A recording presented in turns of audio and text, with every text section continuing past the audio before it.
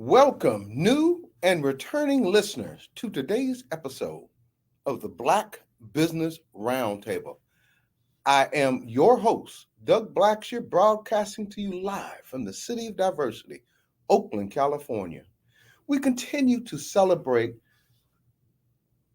National Women's History Month, March 2023, and two outstanding, and I truly mean outstanding, women on the show today.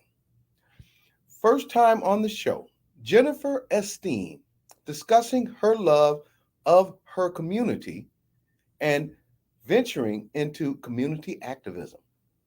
Filling in for Dr. Ashley, and it's going to be hard shoes to fill in, filling in for Dr. Ashley today while she is on sabbatical, is special guest from last week and founder of Ark Republic, Dr. Kaia Niambi Shivers, whom has shed light on a myriad of topics recently, such as painful history of the plight of Black farmers in America, recent big bank failures, generational wealth, jailed journalists, and voter suppression. A reminder as we are staying on top of the story of Enzo, and that was the dog that was dragged through the streets in Lodi, California, at Justice for, and that's FOR, Enzo, hashtag Justice for, and that's FOR, Enzo. The Husky tag teamed, tased, and lynched, yes, folks, lynched a dog in the streets in front of the family and children of the family. Lynched in the streets of Lodi, California by the police and animal control. There is a peaceful protest march, virtual attendance, details pending, demanding justice, and I do mean justice, for Enzo on April 1st at 1 p.m. Meet at the Arch in Lodi, California on West Pine Street and Sacramento Street. In addition, the Lodi wine industry is part of the peaceful protest. So congratulations to the Lodi wine industry being a part of the peaceful protest. Get full details at Justice for Enzo, and that's FOR. Please share it. Hashtag boycott Lodi. Hashtag Lodi, California. Hashtag Lodi wine. Hashtag Lodi wines. Hashtag Lodi wine country. Hashtag Lodi winery. Hashtag Lodi wine tours. Hashtag visit Lodi, and hashtag Lodi Wine Festival, known as well as Lodi Grape Festival.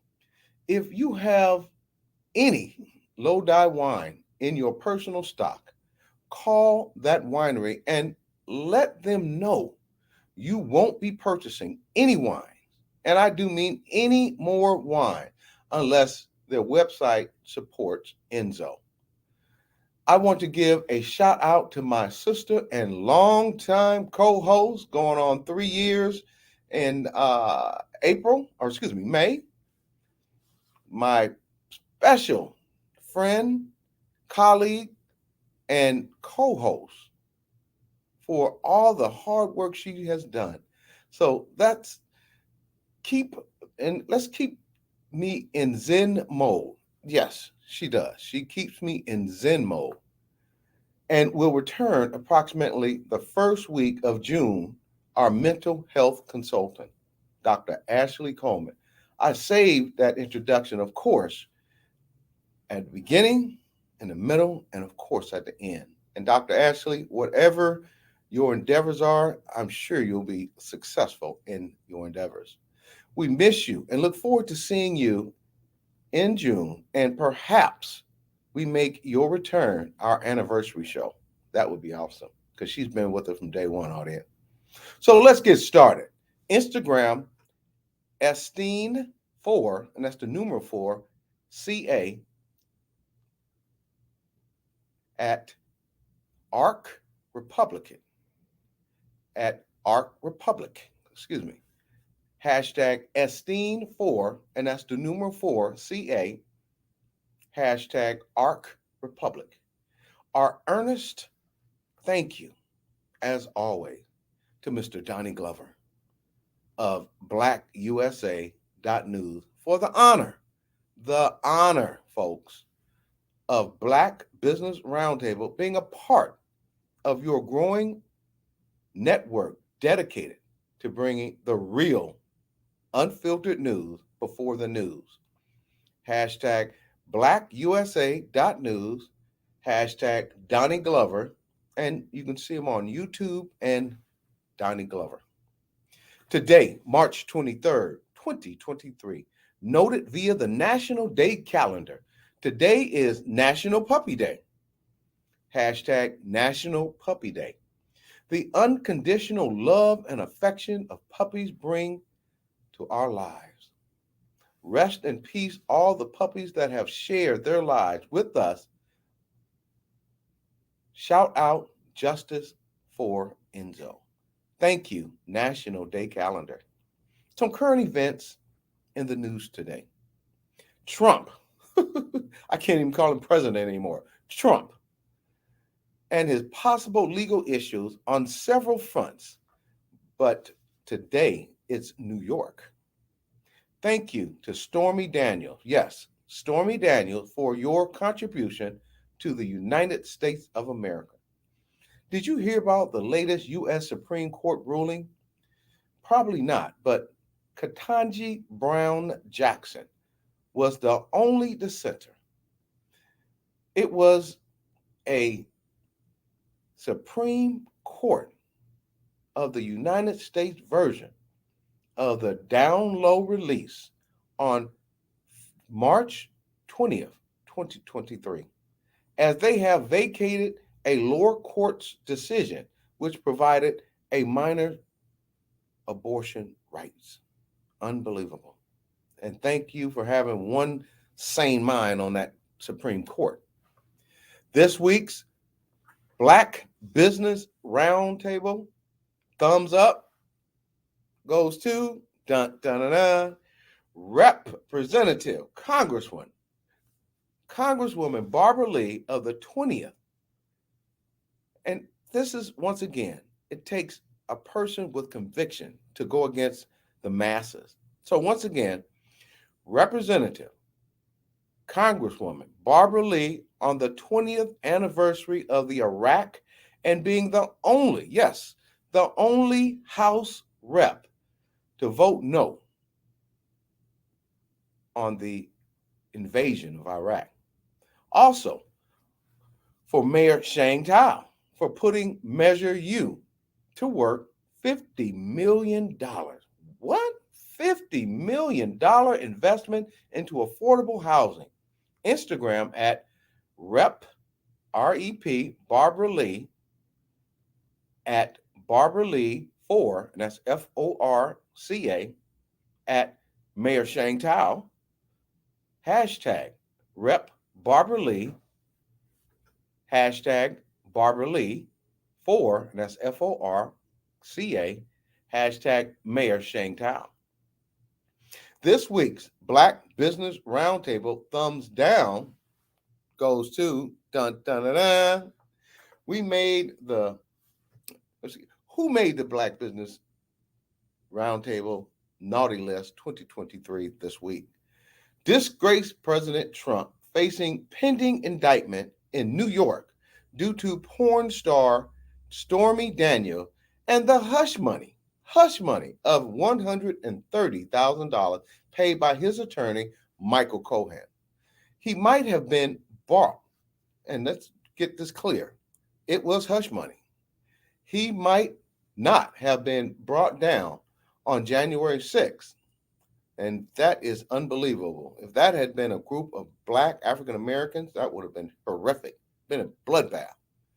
He might have not been brought down for January 6th, but a porn star might just do it. Hey, Evangelica, I hope your moral compass turns you away from someone that cheats on his wife and the marriage vow that they made.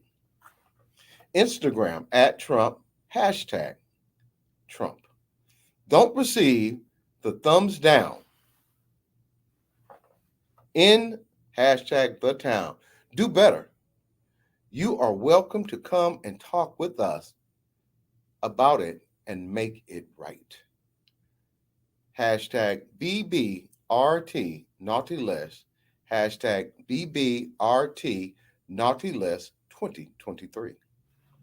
Today's show highlights, joining us today, Jenifer Esteen, discussing the needs of her community and others and her activism. Also today, filling in for Dr. Ashley while she is on sabbatical is special guest from last week, and I do mean special, founder of Ark Republic, Dr. Kaia Niambi Shivers. We thank Dr. Kaia Niambi Shivers for co-hosting today, as she will have a tough job keeping that's true, keeping me on track. But she is a strong sister, and Dr. Ashley will be proud for sure. So let's get started with my co-host joining me shortly, Dr. Shivers, as we give you the scoop from Oakland, California, right here on the Black Business Roundtable, March 23rd, 2023 edition. My show co-hosts today and guests today include Therapeutical Thursday. This week is replaced with an impromptu real talk. Yes, real talk. And that's how we keep it here on the Black Business Roundtable with Doug Blacksher, me, your host, and Dr. Kaia Shivers of Ark Republic. Topic, the NAACP. What is the role of the NAACP, and has it changed over time? Our next special guest, Jenifer Esteen, mom, RN Psych RN, trustee at Alameda Health System, Eden MAC council member, troublemaker. I like that because I'm a troublemaker myself. Troublemaker, JeniferEsteen.com, hashtag Team Esteen. And once again, last but not least, Dr. Kaia Niambi Shivers, founder, co-editor of Chiefess, a professor at New York University who specializes in writing and media studies. Website, arkrepublic.com. Once again, website, arkrepublic.com. Instagram at Ark Republic. At Black Farmers Index, hashtag Ark Republic, hashtag Black Farmers Index. Instagram, Esteen4, and that's the numeral 4, CA. Now, for the national political highlights, just in case you missed it last week, the new effort by Mission Democracy, which recently launched by Fred Wellman, Marcus and Olivia, and I believe that's Oliva Troy, are all co-founders. The main proposition: no Republican should run for Congress unopposed or underopposed ever again. That's how we got that Green Congresswoman Green lady in there. She needs to be thrown out of Congress with her ideology and idiotic attitude towards different issues. Our goal is reducing the number of unopposed races, making headway in individual districts for moving the needles across the country. Marjorie Taylor Greene ran unopposed in her first election. And look what a spectacle she made down there in Georgia. So, this is a unique concept, working from the bottom up instead of the top down. Instagram, Miss in Democracy, and that's Miss in the letter N Democracy. Hashtag Miss in, and that's the letter N Democracy, and their website is missiondemocracy.org. And now for the news of the day. On this day, March 23rd, 1875, Tennessee legalizes racial discrimination. What?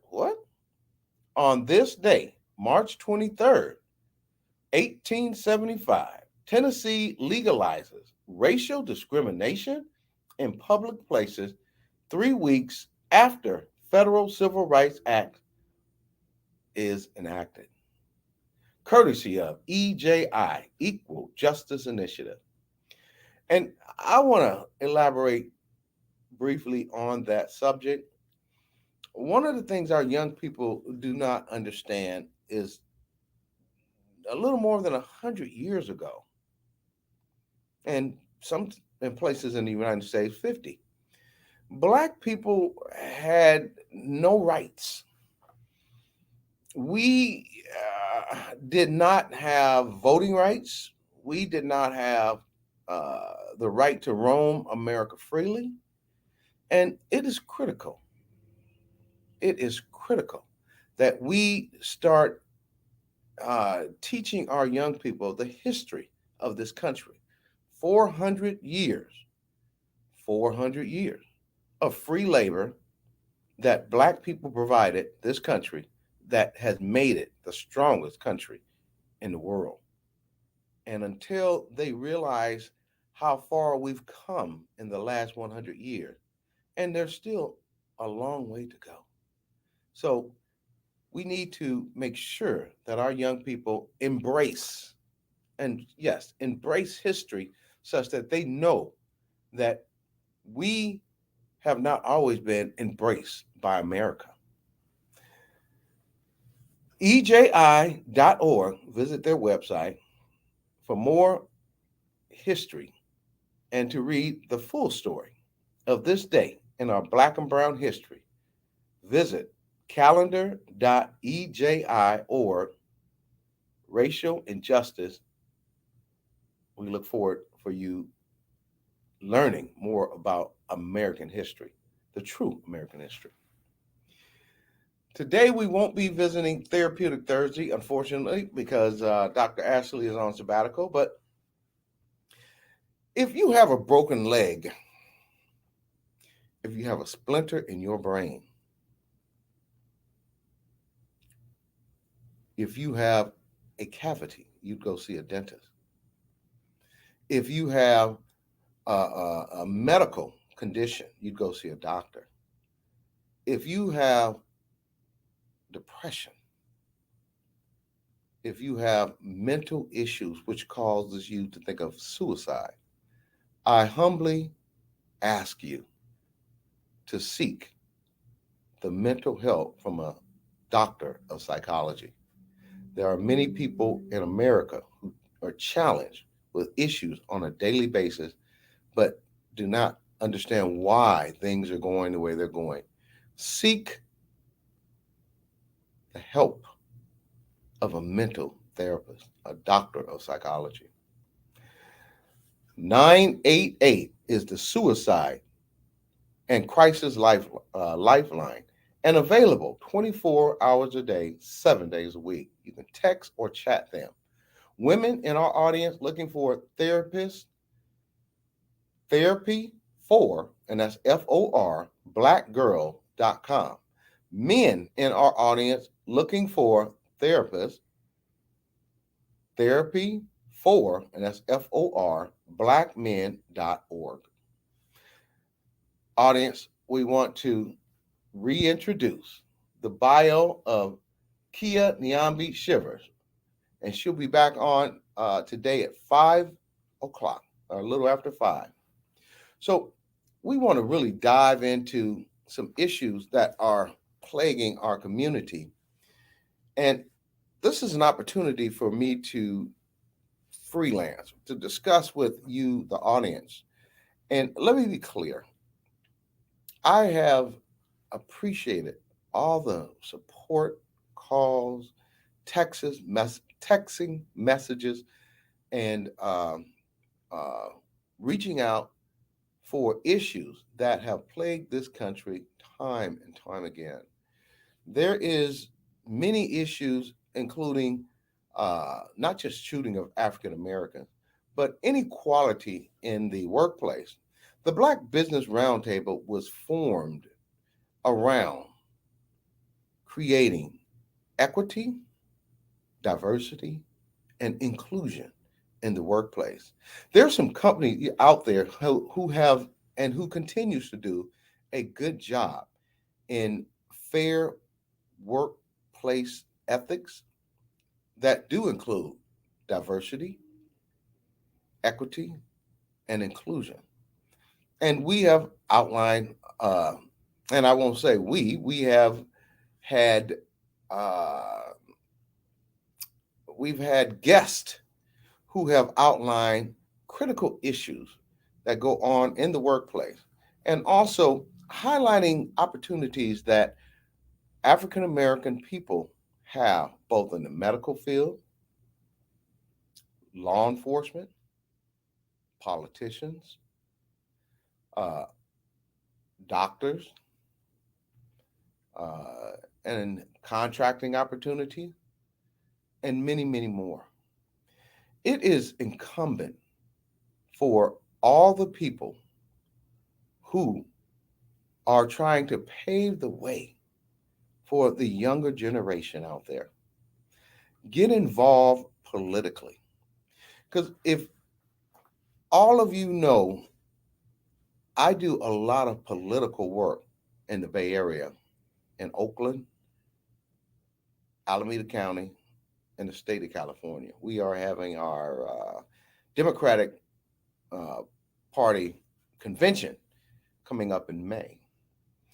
And I'm going to be flying down there representing AD 18, Assembly District 18. I had the opportunity to learn about politics from one of the most astute students and great civil rights attorney, now district attorney, Madam Pamela Price, who is a district attorney, first African American woman to be elected for district attorney in Alameda County in the history of Alameda County. Now, let me venture deep into this conversation because I've had several opportunities to discuss with many young people their lack of participation in the political process. I would examine, and also those of you who are listening to my voice, encourage our young people to get involved in understanding who is your city council person, who is your mayor, who is your assembly district representative, who is your congressperson, who is your county supervisors, who is your state senator, who is your U.S. senator, these, and who is your governor. And some people, unfortunately, don't even know who the president is. I guess Trump turned us off on that one. But it is, it was a mystery to me, not having being involved in the political process. If Many people wonder why Black communities lay in dismay. Many people wonder why we in Black communities don't have clean parks. Many people in Black communities wonder why our streets are dirty, why we have so much graffiti, why we don't have the services that white communities have. And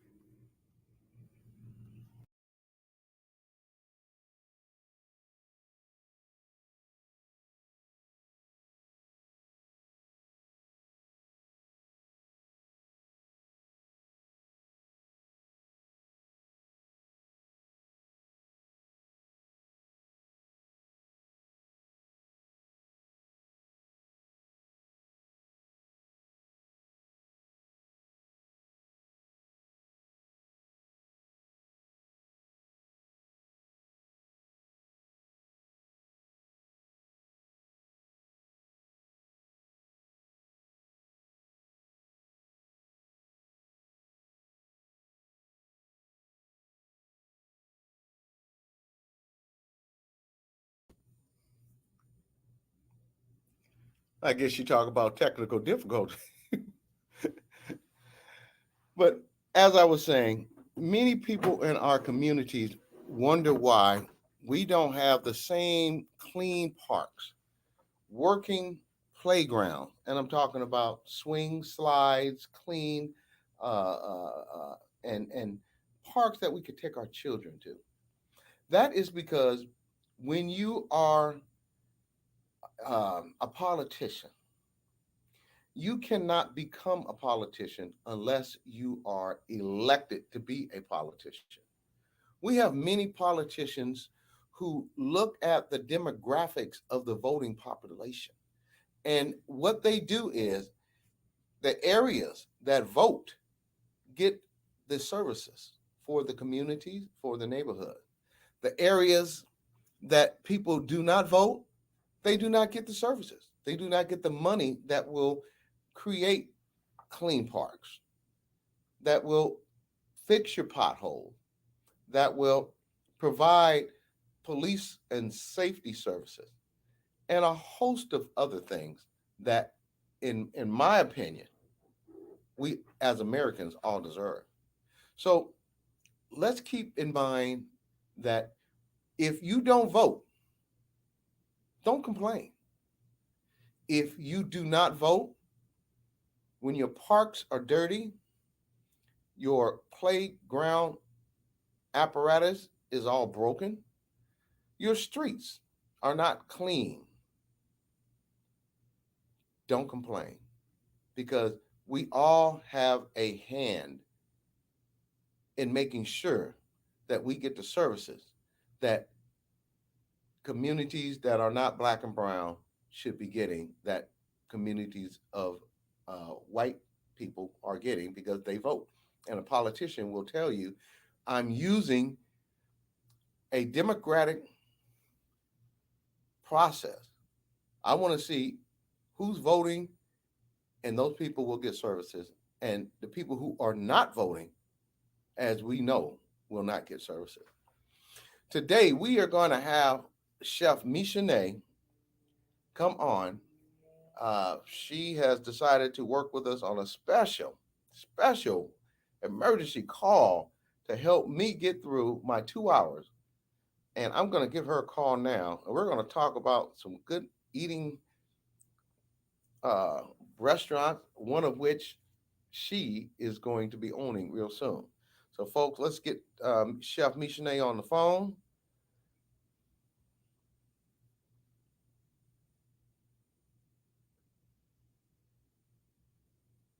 and get this party started.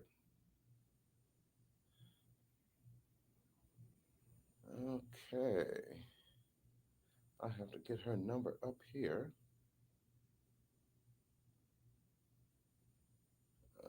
Okay.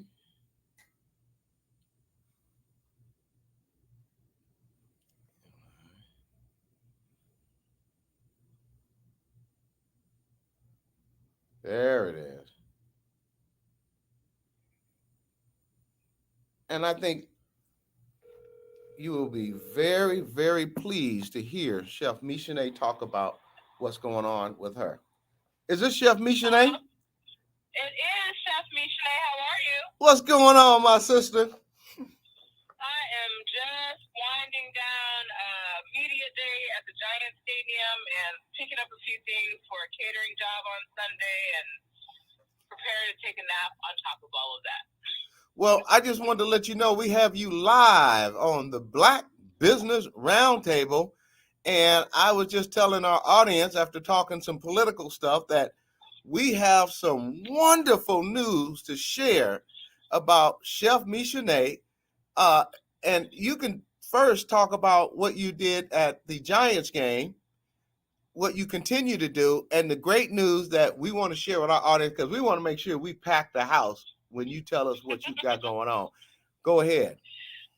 Well, today was media day at the Giant Stadium, and what that is an opportunity they have a press conference. It's right before opening game for the season, and they invite, actually, we were the only invited vendor to participate in media day. So we set up a food table where we give out samples of what we have on our menu.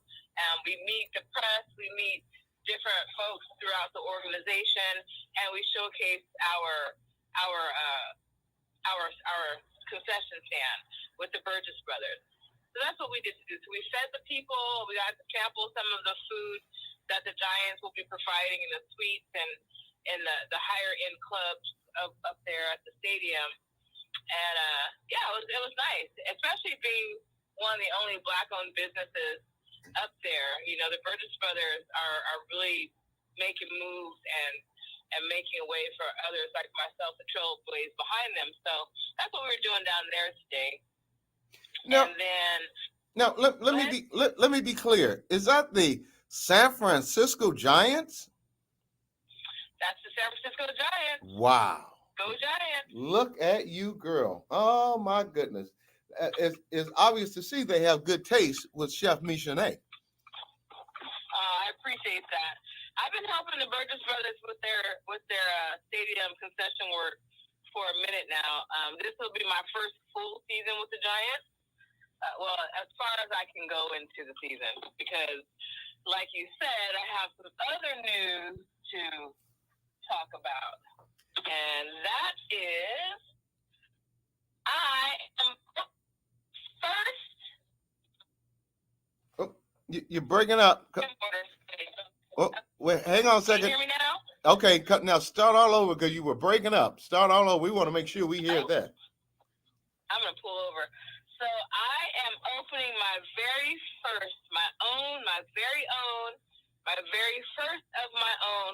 by myself as a sole member LLC and entrepreneur, my very first restaurant.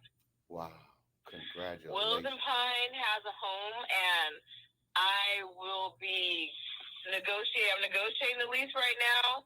I plan to sign the lease next week and obtain the keys to the facility, probably go in to the space either early April or May. And it'll take me about a month or so to get it all together. Wow.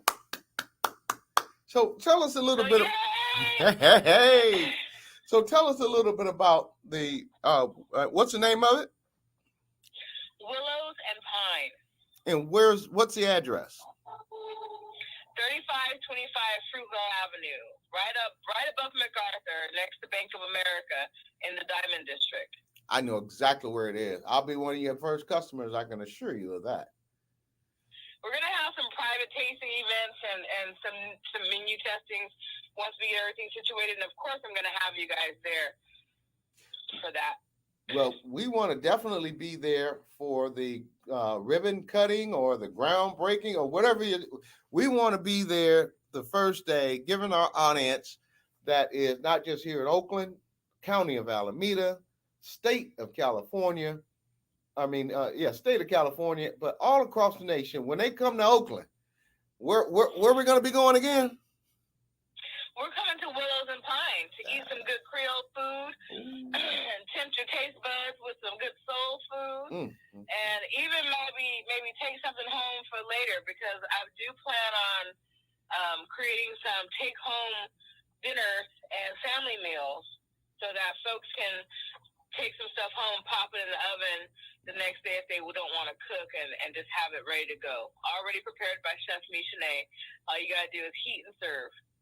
Tell us some of the dishes that we are going to be enjoying at Willow and Pine, because I can tell you this. I have turned 60 this year, and thinking about coming home to one of your meals, popping it in the oven, it heats up my stomach and my heart. Well, we're going to continue with the brunch that we started down in Jack London, and it's going to be the same 4-course prefix menu, where you start with the salmon salad, the frittatas, the smothered potato frittatas, the shrimp and grits or the oxtails and grits, and then the biscuit. But we're also going to add a kid version. So I don't plan on frying chicken every day, but I will fry chicken for the children on the weekends for brunch. Wow. We'll have a kids brunch, a 4-course kids brunch. We're also going to add a full 4-course vegan brunch. And I'm still working on some ideas that I have and concepts that I have for the vegan brunch, but it's going to be over the top, because those folks usually don't get the best end of the stick when it comes to menu selections in a non-vegan restaurant establishment. But I'm still curating the menu, because I have all these wonderful ideas in my head, but we're definitely going to have some crab cakes. I don't know if they're going to be a cake form or a cider form. We're definitely going to do something with some jambalaya, and that jambalaya is going to be one of the family meals to take. We're frying some snapper. We're going to do some whole fried snapper with some collard greens, and we're going to add some okra to the menu as an appetizer. We're going to do some salt and pepper okra where we pan sear it real nice and get the slime gone, and people can sit back and enjoy that little pop of the okra in their mouth. We're going to bring back gumbo every Friday. Oh. And just play around with it. I like to do, how I typically set up my menus is that certain items are only available certain times. Like brunch is only available for brunch.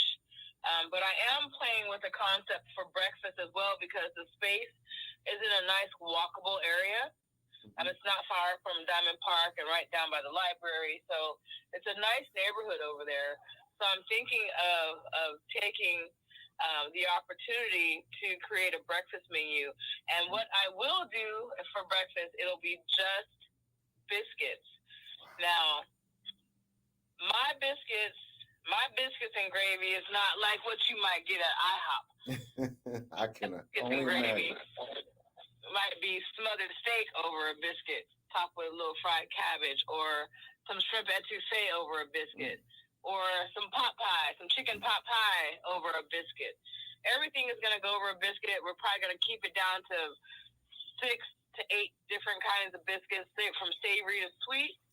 And we're going to introduce some of our sister friends' businesses into this by bringing in That's My Jam and the jams that she makes to sell in-house with our biscuits or serve with our biscuits, as well as Brothers Honey, continue with our partnership with them.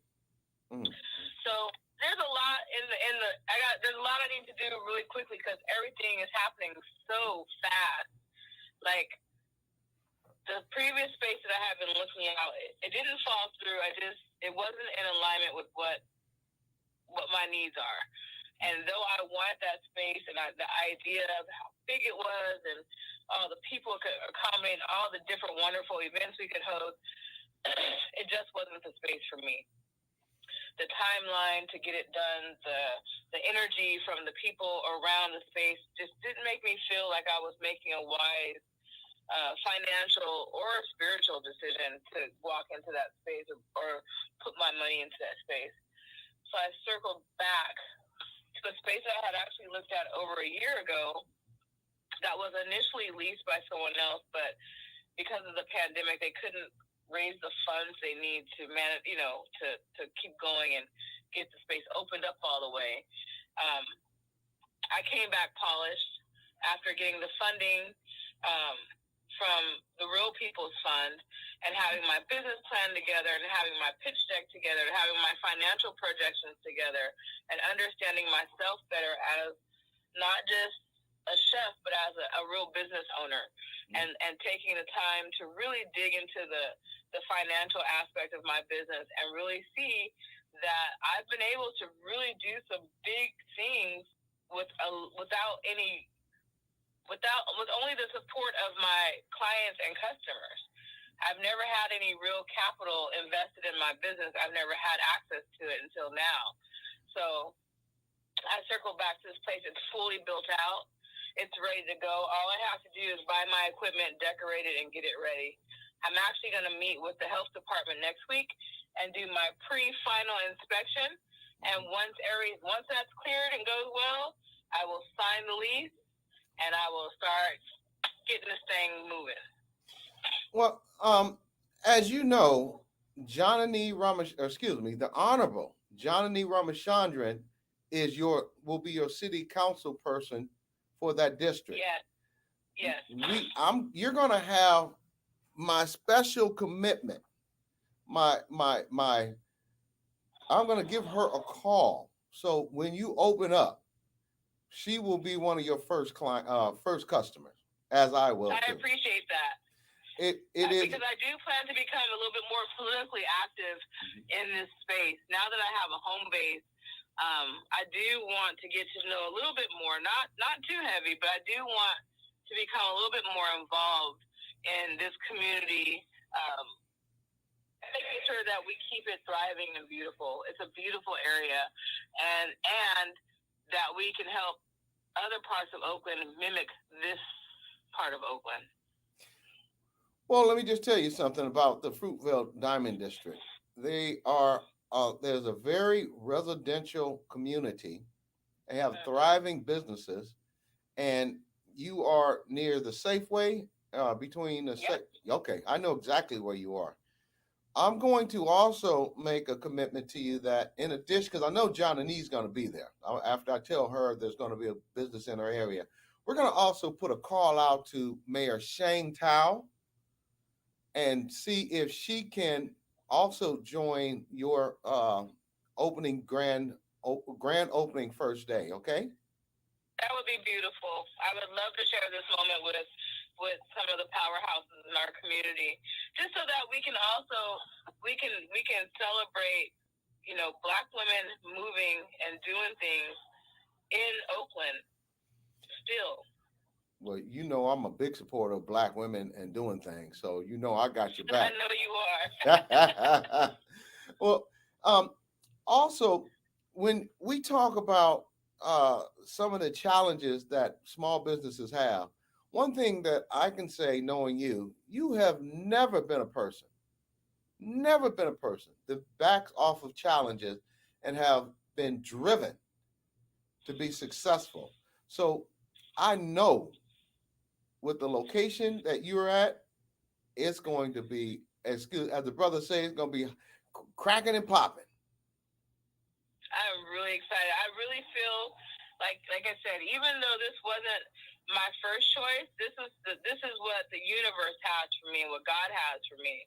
This is the best choice for me. I am in complete alignment with what I'm supposed to do and where I'm supposed to be, and I feel it every time I go by the space, every time I'm in the space, every time I'm in the area. I feel good about the decision to take this project here. But there have been challenges, and access to capital is one of the biggest ones for small businesses. The SBA, and there's lots of money out there, but quiet as kept, it's still not easily accessible. There's still lots of hoops and red tape and things that you have to jump through to get it, and it's just not easy. a lot of large companies and corporations are still putting their hands on this money. Yeah. Whether people want to believe it or not. Because if all this money that the SBA has and for small businesses was really going to small businesses, there wouldn't be these challenges. Well, let me ask you this. You have been a successful chef for over a decade at least. And the quality of your product and the services, quality of service has been impeccable because I've visited your previous establishment.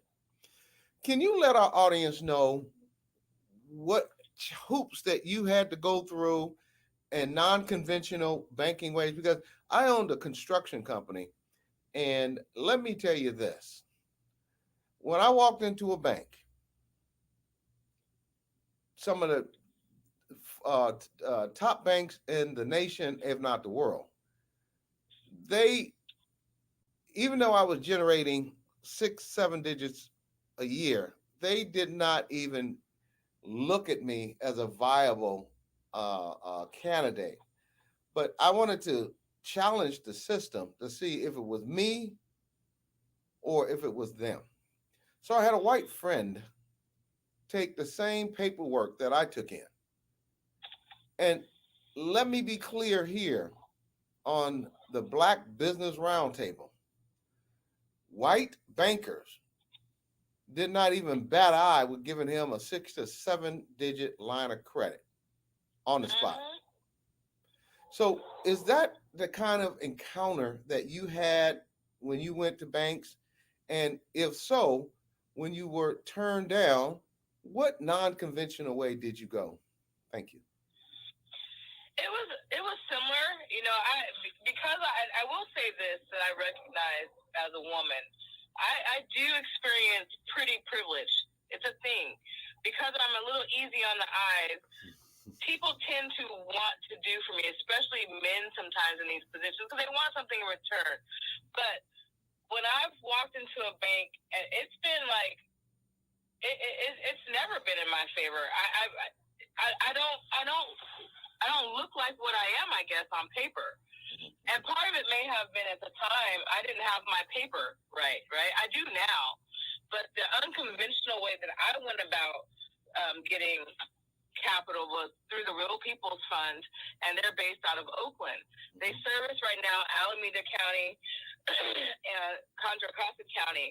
And it's a character-based program that's funded. It's a $10 million fund, and those monies are used to grant access to capital to Black and brown businesses, especially those led by women. Wow. We're the people who usually don't get the money that we need to grow our businesses. Everything that I did prior to getting this capital, I did out of my own pocket, starting with $100 and building off of that. I never had anything. I did receive a grant at the end of last year from the county, from Alameda County, and I had a grant, I think, a couple years ago from the Chamber of Commerce. Other than that, that's it. Because I come from entrepreneurs and I came from struggle and survival, I never felt like I had a choice but to keep figuring it out. Like, keep figuring it out. Whatever that looks like. And to do no harm. So that's the other thing. Like, there's a lot of folks out here that are in survival mode trying to figure things out, but they're not unwilling to not do harm to anyone else to get what they need. I'm not willing to harm anyone else to get what I need, and that's why I treat my customers well. That's why my portion sizes are a little bit more generous than other places, because we don't have to do that to get what we need. It will come to you, but sometimes you have to take an unconventional way of getting there, and that's just been my approach. Just head down, mind my business, drink some water, and go get what you got to go get. Do what you need to do, and cry when you have to. Sometimes, there's been plenty of times I'll be back in that walk-in refrigerator screaming or crying because things are not working out the way I intend for them. But once I decided that this is what I was going to do for the rest of my life, and that there was no going back to any corporate office, any law firm, or working for anyone else, I didn't give myself the space to make an excuse of why I can't. I just kept trying. And here we are now. And 5 years I started this business, and now we're leveling up to our first very own brick and mortar space of our own. That last space someone gifted to me. And he gifted me, it was a white man, he's a world-renowned chef, and what he said to me was, people who look like you do not get access to spaces like this. And he wasn't lying. How many black-owned businesses do you see at lakefront or waterfront property? Zero. On the wall? None. I was the only one, which is why they couldn't stand me down there.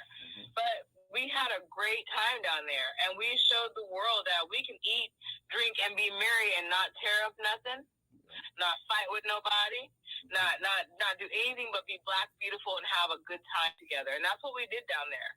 So that was a blessing for me. Daniel Patterson, a lot of folks have some negative things to say about him. That's not my business.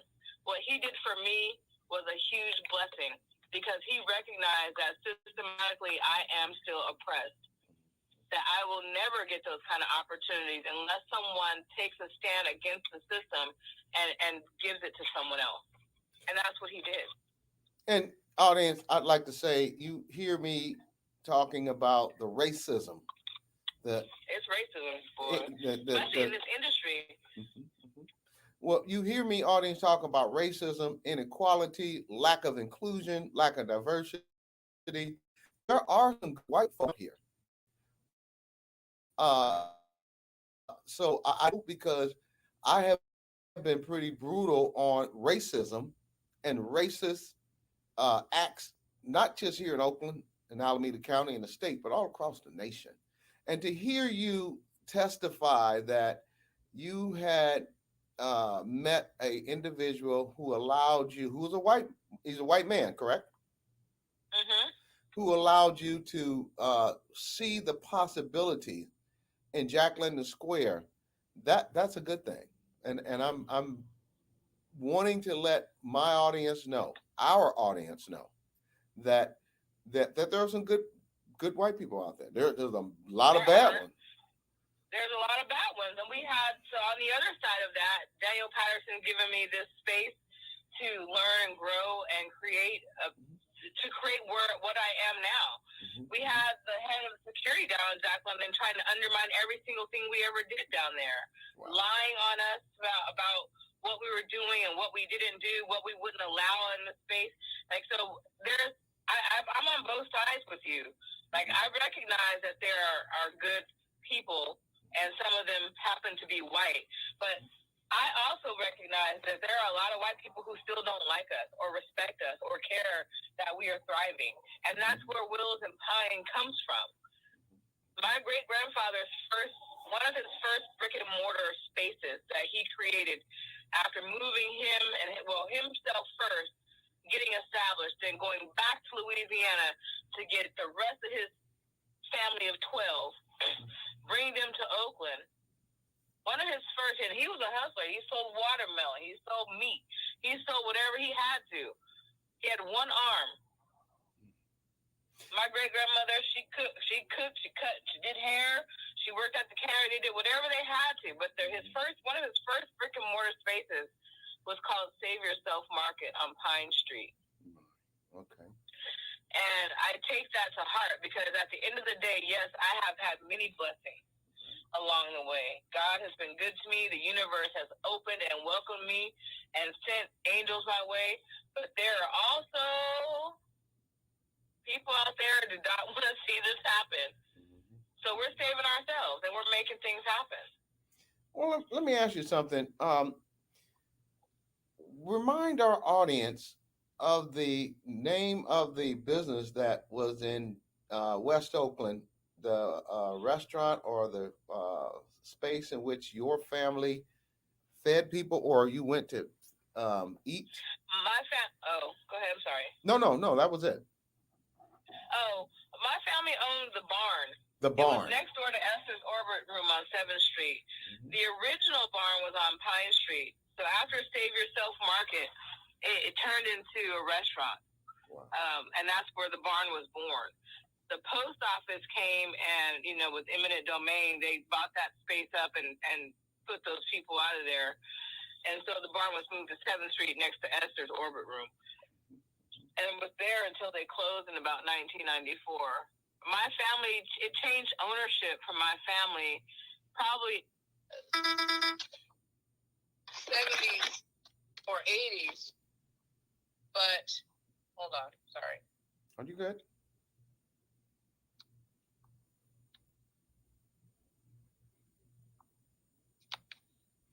Audience, we have Chef Misha Nay of the Busy Wife 2017. She is opening up her own brick and mortar restaurant in the Fruitvale district in Oakland, California. Chef Misha Nay has talked and discussed with us today about her services to the San Francisco Giants, providing food services, food catering to the Giants and to the Giants fans. Is that correct? We do service the fans, and we service the staff and the media and some of the owners and some of the big wigs who don't always show their face on the concourse.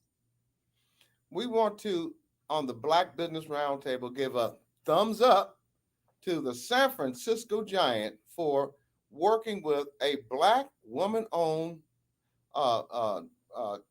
caterer restaurant, soon-to-be restaurant. And tell our audience a little bit, what kind of, and you're going to make me start drooling, what kind of food did you whip up for them today? Well, my task today, I was in charge of the macaroni and cheese. Oh, mac and cheese. The Burgess brothers do pulled pork and brisket, and we usually top it with on top of fries with sauces and cheese and all this stuff. But we're introducing this year my mac and cheese and some loaded mac and cheese, but these sliders now, instead of just a meat sandwich, now you're having the option to have meat and a little mac and cheese on your sandwich. Wow. And they specifically asked that I be responsible for making the mac and cheese this season. So that's my job. And how did you get involved with the Burgess brothers and the San Francisco Giants? I met the Burgess brothers at the Black Food and Wine Experience that Chef Mimi puts together each year. I think this year is the 6th year, and we will be participating this year in June.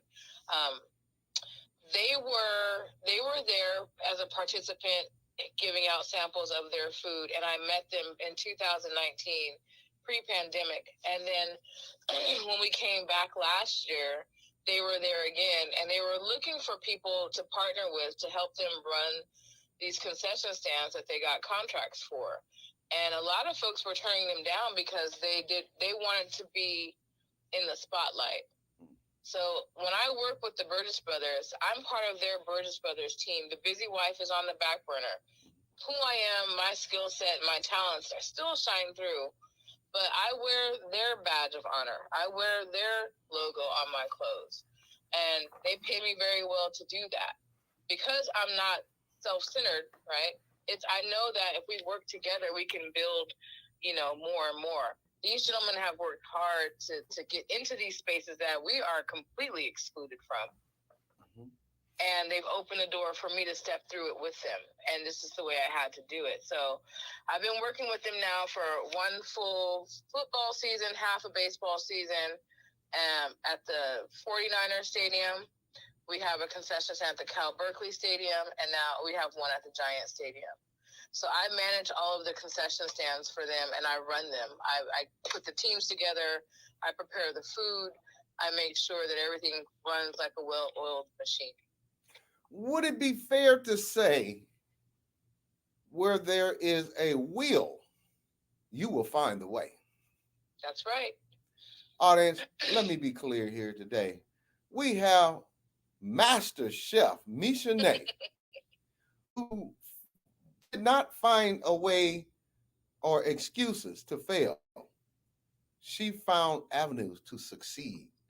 Many of our Black businesses in America if something happens, they give up, throw the towel in, and go back to the 9 to 5 or 7 to 7, or they give up. Mishane, you are a shining example of entrepreneurship, of being innovative.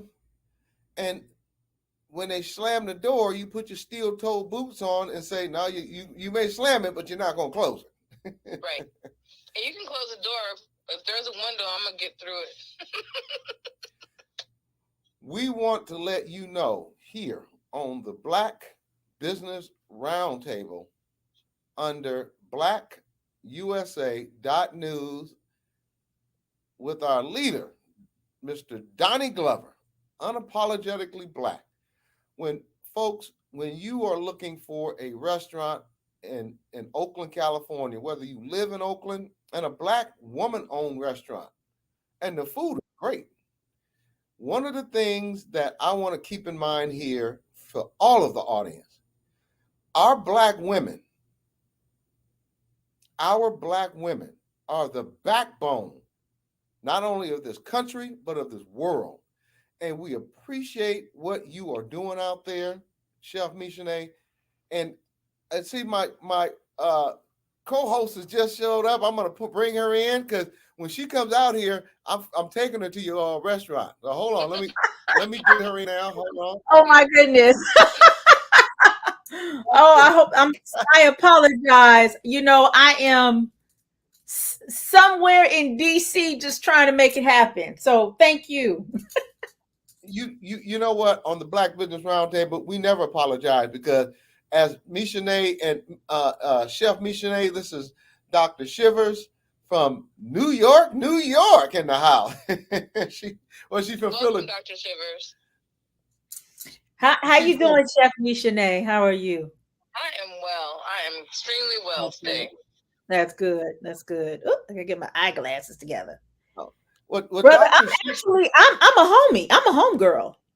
Oh. Let me say that. My glasses are together. Look, it's been a day. Let me take these things off. How about that? I'm gonna take these things off. I'm from Los Angeles. Oh, okay. You're local.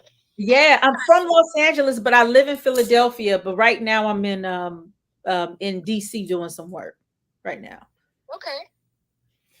Well, Dr. Shivers, Chef Mishane is telling us her experience in kicking her business off, and she was just awarded funding to open a brick and mortar restaurant here in Oakland, California.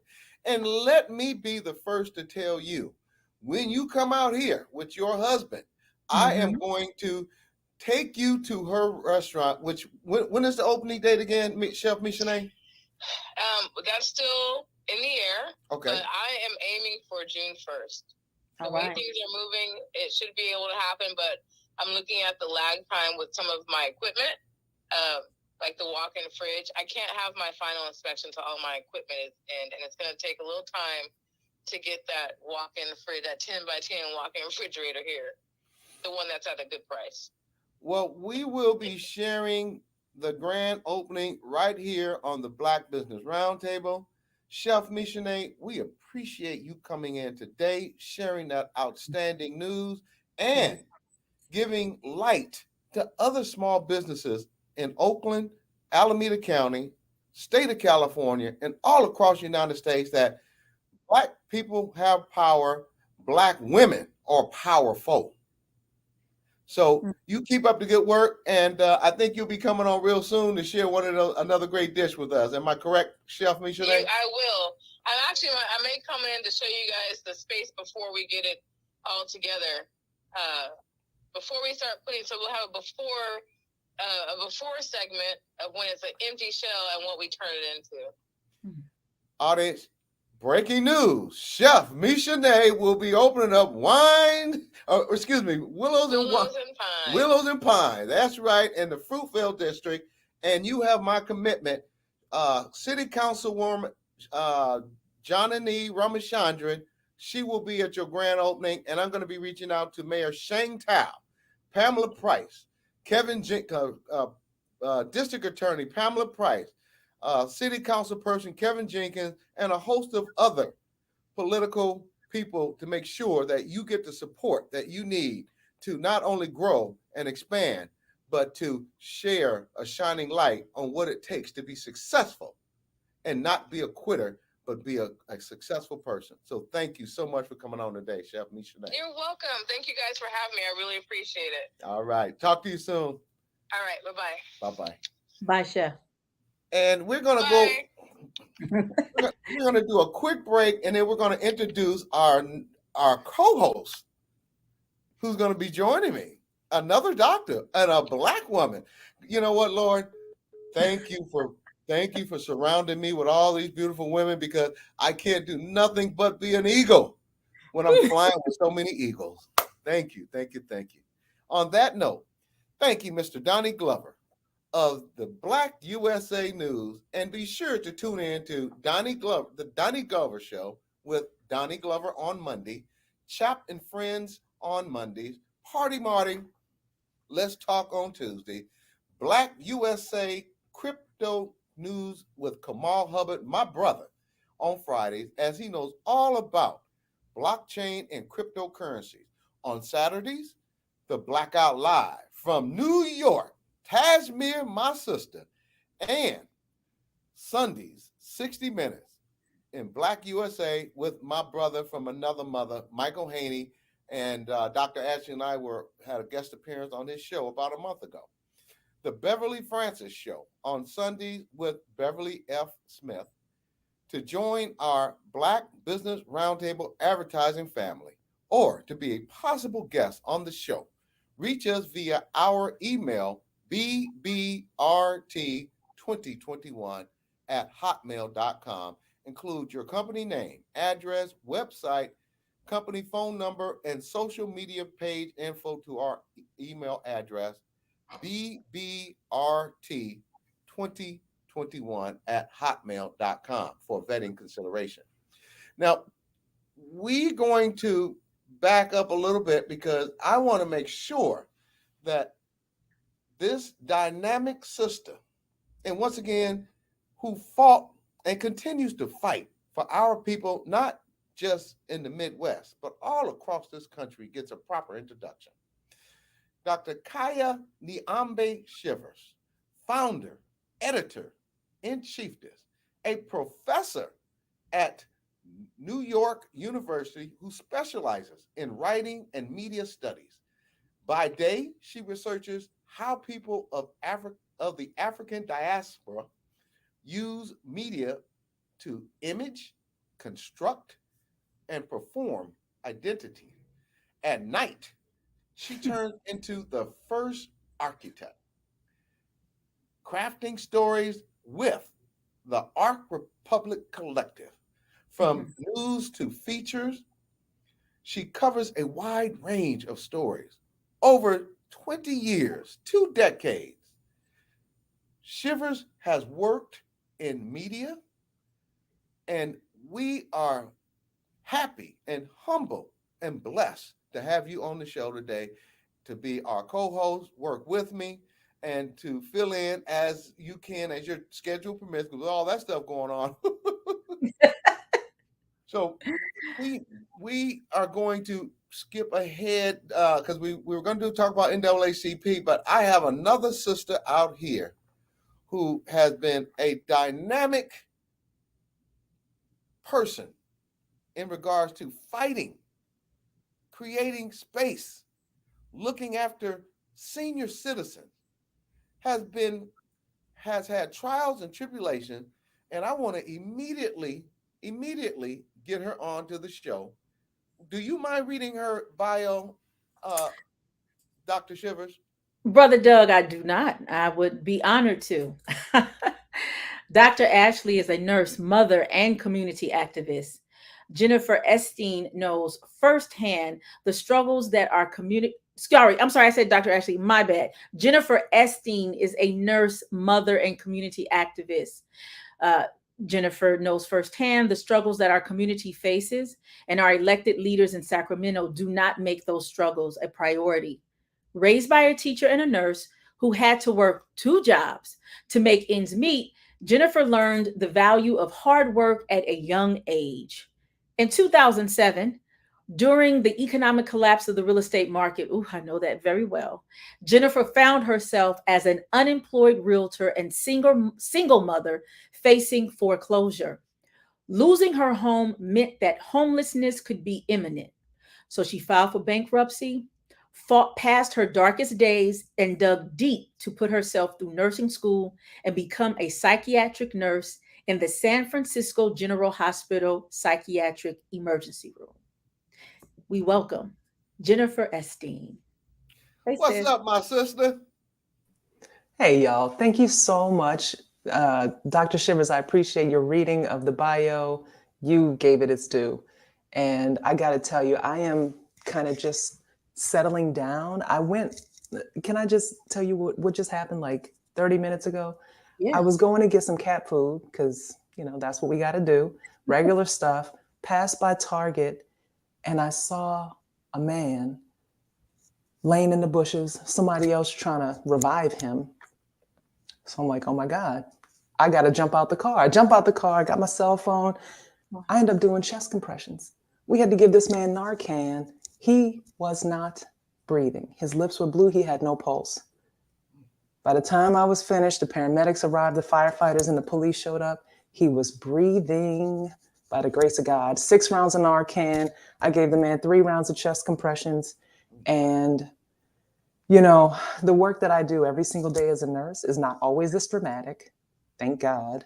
And it kind of solidified to me why I do the work I do, because the police showed up and they start yelling at the man. Hey, what's your name? Give me your ID. What did you take? And the guy was like, I'm fine. I'm leaving.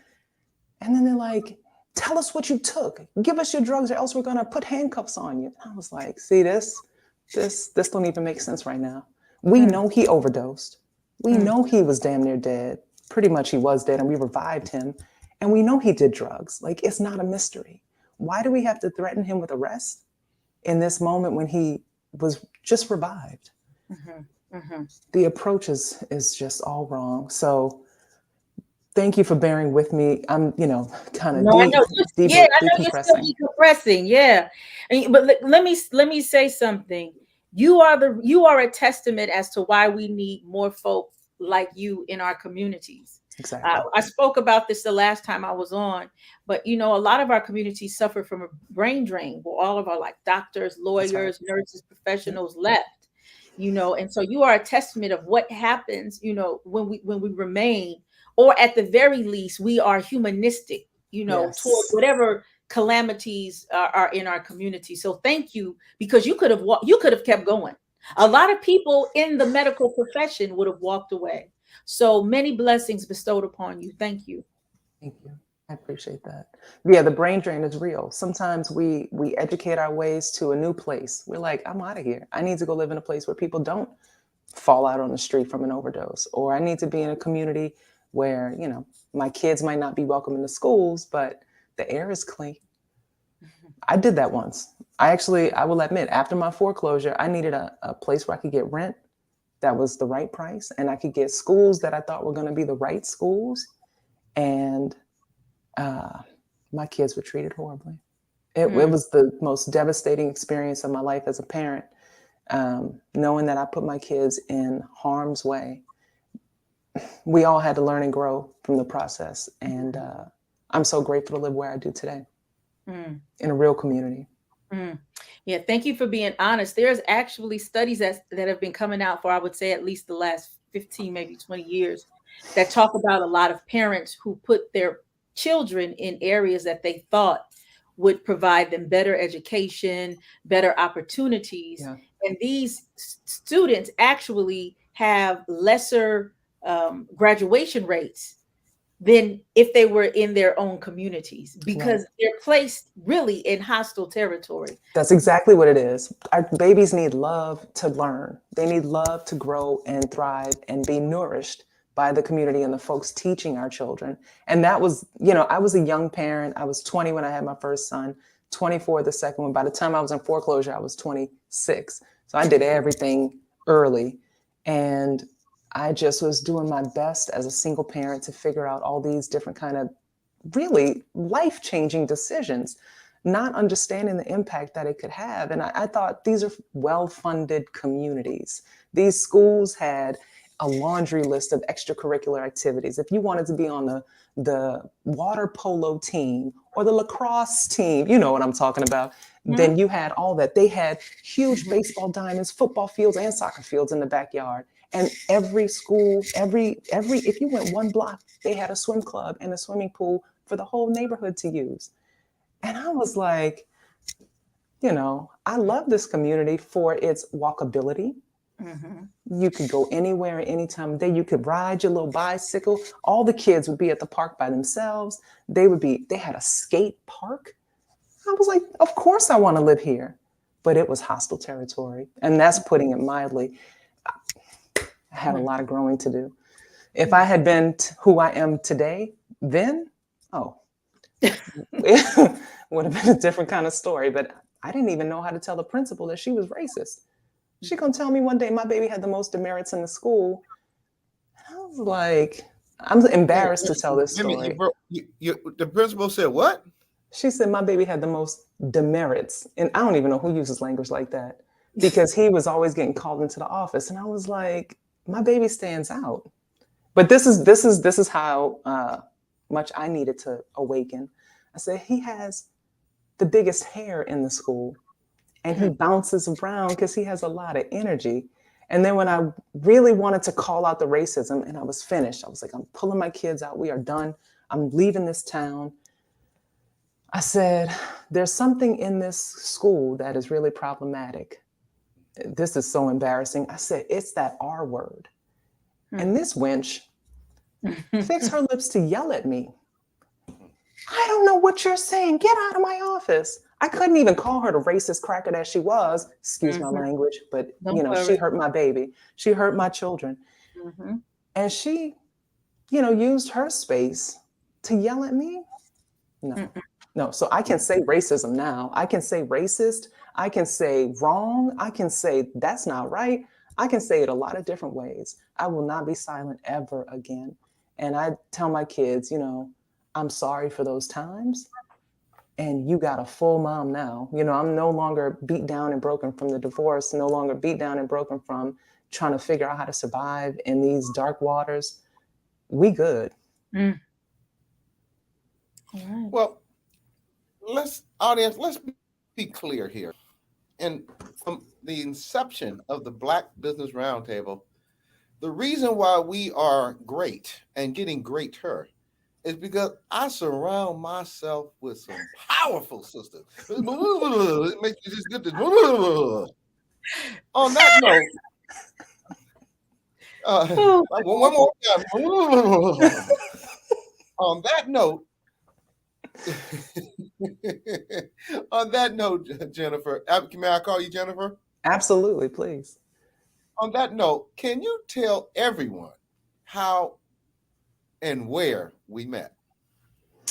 Yeah, we met at a gathering of Black Democratic power movers in Oakland, hosted by a brother named Sean Dugar, who is on the National Democratic Caucus. Sean Dugar, all of us were running for assembly delegate and were recently elected. Myself and another member of the group that night we both were elected to the State Democratic Party e-board. So we are executive board members to the State Democratic Party, helping to shape the face of our endorsements in California. So you guys might remember in 2016, when everybody was like, how did Bernie get the California endorsement? It's because when you have people who vote their conscience and not just vote the party line, you can have major changes. Dr. Shivers, please. Excuse me, I'm listening. I am enjoying this. I am enjoying this a lot. To connect with my Bay Area folks. Let me just say this, Dr. Shivers, audience, This is why it is critical that you get involved in the politics of your neighborhood, Yeah. your community, your Mhm. city, county, state, and the country. Because this sister and I, we sat with some powerhouses a couple of weeks ago and ate some great, not barbecue. We had some great barbecue and had conversations on what we're going to do to increase the number of African Americans, Black people, in the political process that shapes our future. I'm sorry, Dr. Absolutely. And not just Black people, but Black people with values that will do the work to support our communities. You know, all skin folk ain't kinfolk. Everybody doesn't share values. And representation is more than just the skin you wear and how you show up to the table. We, you know, like I said, back in the day, I couldn't say what I say now because I had to grow, I had to learn, I had to mature, I had to find my voice. And we all don't have the same upbringing. We all don't come from the same place, the same stock. And we all don't represent the values. The brain drain is real. Some of us get educated and move on. Some of us find wealth and decide, well, now that I have some money, I want to vote so that I can protect my dollars, or, you know, what I have is enough. And I'm not that worried about everybody else. So we were sitting at a table with Black people who were dedicated to the betterment of our community at large. Yeah, I'm glad you said that, because I just had a conversation very recently, and somebody lost their wallet, and you know, they said something like, I shouldn't have like put my wallet down somewhere. They were having a bad day and they just inadvertently left their wallet. So we need to get to a place where you don't blame yourself. Like that person on the other side could have had some type of ethics or morality and just, you know, Brought it back. Right. We need to get to that place where, you know, it's not you have to have some type of moral code. So I'm glad you said these Black folk with values. So I want to ask you specifically, you know, being and doing your work in the area, in the Bay Area, how did you find your way to reside in the San Francisco Bay? One of the most expensive places in the country to lay down roots. Could you give us that history? Absolutely. You know, I come from the South. I was born and raised in New Orleans, and I had finished college. I went to Loyola University, New Orleans, and I had this baby. You know, my senior year of college, I was pregnant. I got married. I graduated. I couldn't even have a drink before I did all those life milestones. And I was like, what am I going to do with my Black son? Do I really want to raise him here? You know, that was 2001 when he was born. Katrina happened in 2005. And we can remember people on rooftops, people who were begging for the most basic things in this wealthy country, you know, most wealthy country in the world. And it wasn't happening. People were wondering, well, what's happening in New Orleans? Well, New Orleans is actually a very poor place. It's cosmopolitan in that it has an influence historically from all kinds of places around the world. And today it's a convention city. So people come through, they love New Orleans. They want to visit, they want to hear the music, they want to eat the food. But our residents, the natives, we kind of struggle with poverty. And when my son was 1, my brother was here working as a real estate broker. And he started calling home, talking about the money he was making. This man was making 6 figures in a month. I said, what am I doing? I was in grad school. I was working full time and I was raising this baby, and my husband couldn't get right. I said, let's leave New Orleans. Let's see if we can have a brighter future for ourselves and our son, and move to California and, you know, see what this real estate thing is about. Well, you've already heard that I was in foreclosure and bankruptcy when the market crashed. So we had a journey. You know, I had another son, got divorced, and man, you know, I love the Bay Area. One thing I know, when I got to Oakland, I started looking around and I was like, this place is magnificent. New Orleans is flat.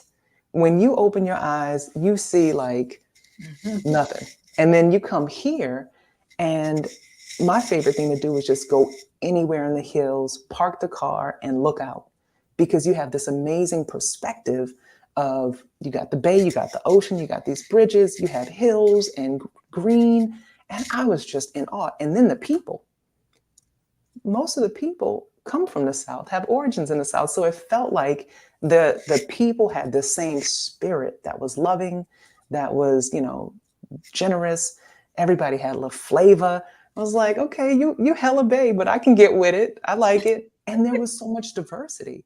So many, like meeting people from all over the world, cuisines from all over the world. I was enamored with the Bay when I got here. And I was like, I think I can make this home. Like I got 2 homes now. Jenifer, let me ask you this. When were you bitten by the community bug? And what was your initial community efforts focused on? Thank you.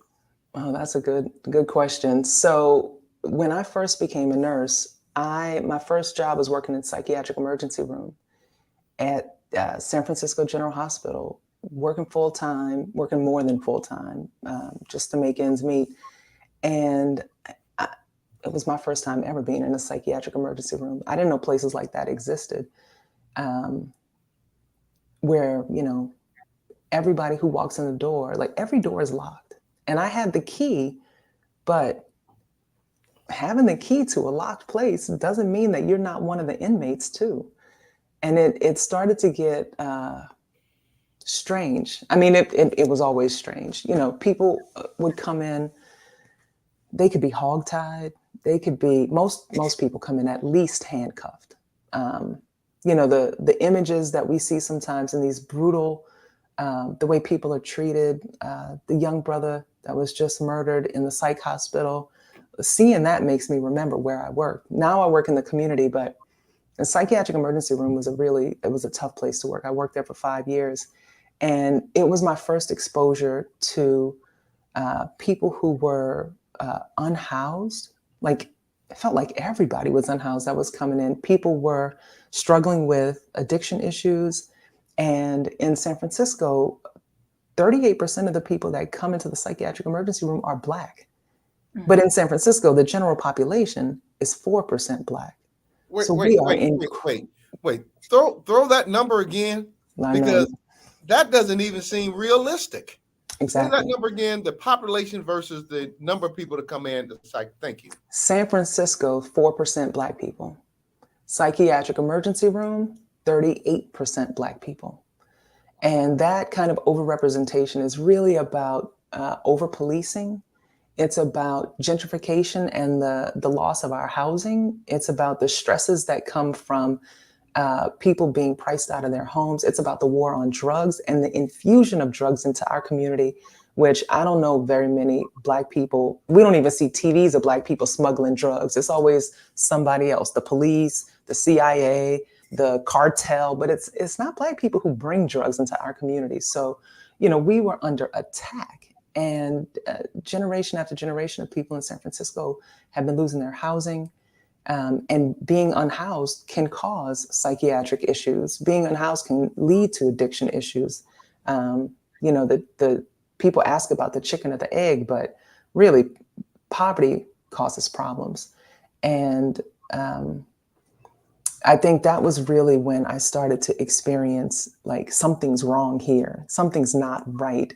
And the women that would come in would sometimes, the stories they would tell, I can remember this one woman, I came to work one day and I heard somebody yelling my name. And I'm like, who's yelling? It was somebody in the hallway. It was a woman being brought in by police in handcuffs, and she was yelling, Jenifer, Jenifer. And when she came in, she said, I need you to be my nurse. And I was shocked. I was like, why do you need me to be your nurse? After we settled her down, took the handcuffs off, sent the police away, she was like, because you're the only person in here that treats me right. And I was sadly, I was the only Black nurse, full-time staff, permanent staff working in the psychiatric emergency room in San Francisco General Hospital. How is it possible? I was the only full-time permanent Black nurse. And it felt like it was, the only way I can treat people is with humanity and dignity. And I know she was yelling my name because she could be treated like a decent person. So that was really like the first touch of what it was like to be serving the community. But also After 5 years, I left the psychiatric emergency room because it's a tough place to work.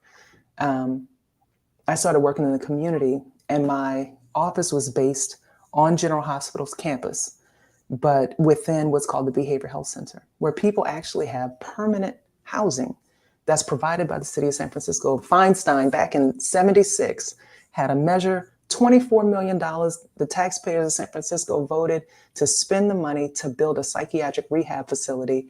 And now it's called the Behavioral Health Center, and it provides housing for people from 18 to death. Beautiful site, really important need being served by the community. And one day, a couple of the residents came up to me with eviction notices that had been posted on their door. Yeah, I kind of had that reaction, Dr. Shivers. I was like, what's this? An eviction notice? Like, my job, I was working on the placement team. My job was to place people in their housing and move them around. And we had heard nothing about evictions or the homes closing. So I was like, what's going on here? Then the staff started coming to me because they knew that I was on the bargaining team and I was organizing with the union, SEIU 1021. And they said, Jenifer, we're afraid we're going to get laid off. We're afraid we're going to lose our job. So I'm like, none of this makes sense. I go back to work and I'm saying, hey, explain this. We have questions. What's going on? Couldn't get no answers. So then in San Francisco, we have the Health Commission. Took some of the staff with me, took a couple of clients. We went to the Health Commission to ask our questions, and the Health Commission didn't want to hear it. They didn't want to answer our questions. They were like, you're not on the agenda. We don't answer your questions. So we shut their meeting down. We were like, if you don't want to answer our questions, you don't get to do no work today. And we started to get some attention because when you shut down the Health Commission in San Francisco and that, the doctors can't get credentialed to do their work, to come on board, people start getting real upset. We got a lot of press coverage, and those people's housing, they didn't get evicted. It didn't close. The Board of Supervisors actually passed 3 pieces of legislation to make sure that housing was funded, staffed, and permanently existing as the way it was intended back in the 70s. So that was like my first piece of community activism in a major way. Mm. And so how did that initial focus turn into more roles of activism? That's a great question, because I was kind of exhausted. I was like, what is this organizing stuff? Working in San Francisco and living in the East Bay meant that my life was kind of split. Like so many of us, we have to commute hours and hours away from our homes in order to find work that pays the bills. And I decided it was important for me to get connected to my community where I live, to start getting active. And I live here in the unincorporated area, the urban unincorporated area of Alameda County. I live in Ashland. Most people don't even know what Ashland is. We have a little sign on the freeway, but people like Ashland, Oregon? No, Ashland in Alameda County, California. And we're one of the poorest communities in Alameda County. We're unincorporated, so we don't have a city council. We don't have a city structure to protect us. And what we do have is called a municipal advisory council. We're appointed by our local supervisor, Nate Miley. And when he saw my activism, he invited me to join in the year that the Eden Mac was created, which was 3 years ago. And I still serve on the board. I also serve on the Alameda Health System Board of Trustees as the vice chair of the board. And the Alameda Health System serves our community here in Alameda County. Anybody who has Medi-Cal is a client. Tens of thousands of folks. We have $1 billion budget, $3 billion of operating revenue. And it's really wonderful to bring a nurse's perspective to this board that governs our health system. Highland Hospital is our level 1 trauma center. We have 3 other hospitals and health clinics in the county. It's really a vital part of our county infrastructure for healthcare and behavioral healthcare. John George Hospital is also one of our units, our psychiatric hospital. So it's good to take the perspective that I had as a provider and bring it into the health system. Jenifer, this is an outstanding conversation we're having here. One of the things that this show brings that I think evades a lot of mainstream shows is real problems in Black communities and identifying several issues, but the most important is jobs, political power, and racism. Jobs, political power, and racism, because they're all three intertwined. Yes. To that end, what was your first challenge as an activist, and how did you resolve it? I mean, I think my first challenge was making sure that my clients didn't get evicted and getting the Board of Supervisors to pass that legislation. But the challenges never go away. You know, when you talk about jobs, political power, and give me the third, jobs, political power, and racism, we're talking about three things that we all need: jobs, because we need sustenance. We need to be able to provide for our families and ourselves. Political power and racism and jobs are all so intertwined, like you said. It feels like, you know, when I couldn't say racism to my children's principal, it kind of speaks to where power and racism intertwine, because, you know, the origins of racism and the origins of capitalism and this country really are the things that kind of seep into our souls. It's that thing that's always present, whether you can name it or not. And I think, you know, to even get further back, teaching my children that that was wrong, the stuff that they felt, that they knew, the demerits, the being called in the office, the anger and the frustration and the rage that that creates in all of us is really, I think, the first piece of activism is teaching my kids how to walk in the world as Black men and keep their sanity, keep their dignity, and keep their strength, because we have a lot that we are contending with constantly, and it's not easy. You have so many very interesting,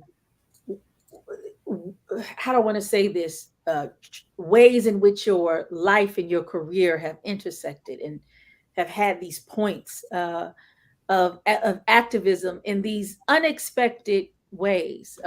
You don't have to, like, you don't have to do the work that you could just be a nurse, right? And it's just, for me, I'm just sitting soaking it up on how you are using your multiple positions in order to activate your community. And this is very fascinating for me. And I wanted to get into this intersection of maybe the medical professional you are. And to me, you will always be a realtor. Like, you know, I will always be a journalist. Everything is a headline, right? So I wanted to know, you know, how and what is your plan in regards to seniors? I'm actually working with seniors right now this week. It's so ironic. But how and what is your plan in regards to seniors as they have been the most impacted by the aftermath of the COVID-19 housing crisis? Yeah, this is heavy. This is a good question. You know, one of the other startling statistics about seniors, specifically thinking about San Francisco, because I know this statistic right off the top of my head, half of our unhoused population, seniors. Wow. In Alameda County, I think it's almost the same, 46% of our unhoused population, seniors. It's like, it just doesn't make any sense why we would have these people who are in the golden years of their lives. We're not that far off. I don't know how old you are, Dr. Shivers, but you know, I'm in my 40s. That's right. Black don't crack. Yeah. You know, my parents, us, at some point, if we are lucky, we will all get older. And for our seniors to be getting booted out of their homes, whether it's because they were renters or because the tax bill got too high or because they don't have a pension because our jobs are eroded away. There's no pensions. You might have a 401k, you might not, but with inflation at 8%, who can really keep up?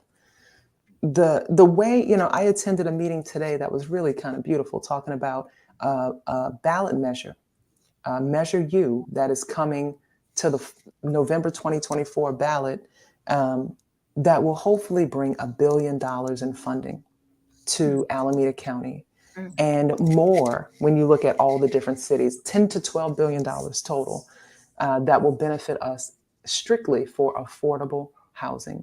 And we're talking about all the levels of affordability.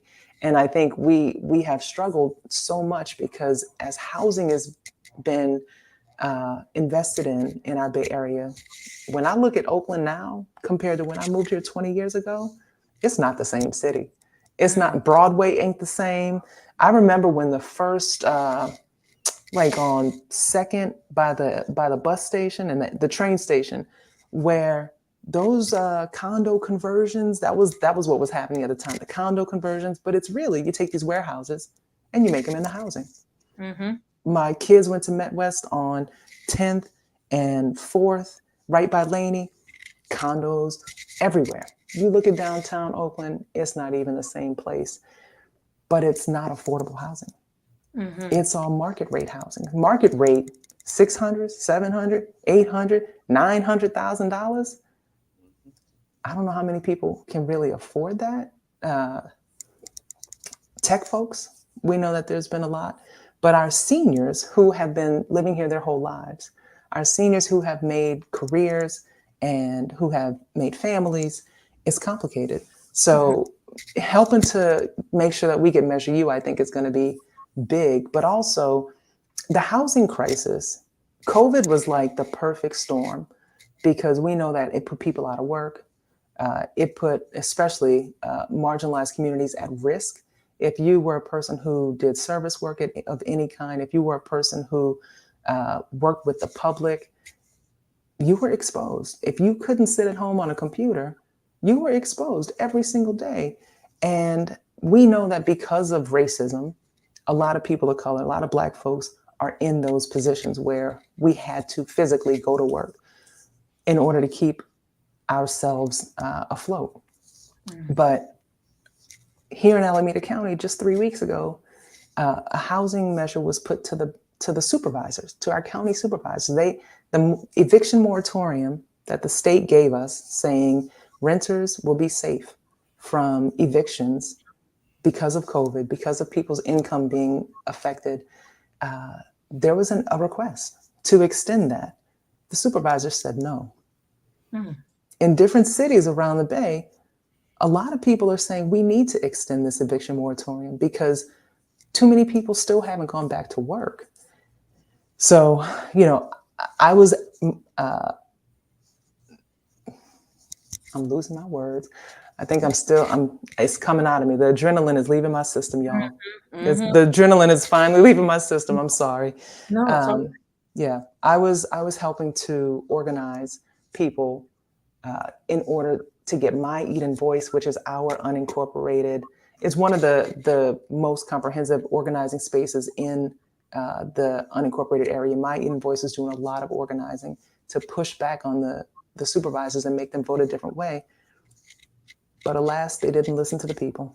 They decided to listen to the landlords and let the eviction moratorium come to an end. Housing is a big issue that no one person is going to be able to solve. It's going to take a lot of funding, a lot of decision-making, a lot of zoning, and a lot of political will, which we know about the connection between racism and politics and political power. Sometimes the political power is not aligned with making sure people have affordability. So I will be continuing to organize to make sure that we have people coming together in coalition to push on the powers that be within our governmental structures to say, make affordable housing a reality in the numbers that we need. We have to have walkability everywhere, not just in the areas where people can play lacrosse, not just in the areas where you can get one electronic vehicle to every household. We need public transit that is clean and preferably, all electric, so that we can ride 30 and 40 people at a time, not just one in a car in the carpool lane. Last year, our governor said he wanted to see electric vehicles subsidized. And I think that is not the scale that will address the issues around our environment and environmental justice. We really have to have a deeper investment. And, housing transit, walkability, all of that is what's going to make life possible. And as we have planning, urban planning means you have to take all that in consideration. So those are the kinds of things that I'll be pushing for. Audience, you heard it right here on the Black Business Roundtable on blackusa.news. Jenifer Esteen, RN, Oakland, California, which I have been here 60 years, and I am 60 years old. Oakland back in the 70s, late 60s, 70s, and the early 80s before CIA put crack into the Black communities. Yes, that is a fact. I can drop the mic on that.